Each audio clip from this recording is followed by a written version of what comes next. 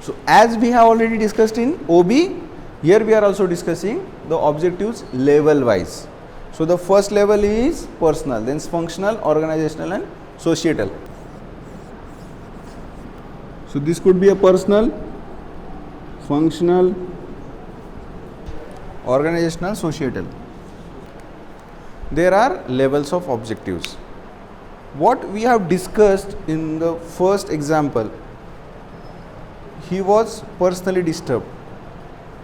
Why? Because either his parents were ill, or he was lazy, or he was getting a different job.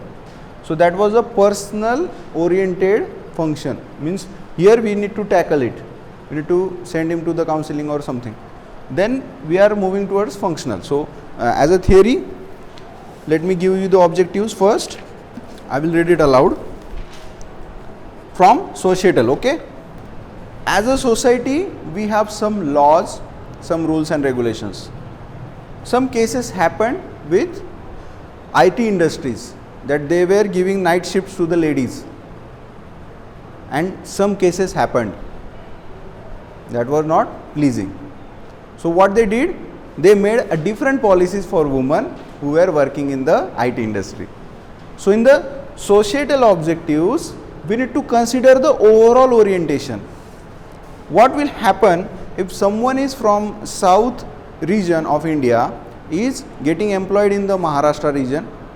The HR should give a proper ambience, a residential place, a facilities over there to nurture the employee development. So societal level is on that big level, the laws on that big level, that they are giving a proper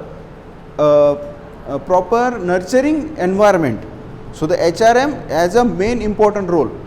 What they did to the you know that the black glasses are now banned in India. Okay, the cars should not have the black glasses. So that is the law level punishment right now.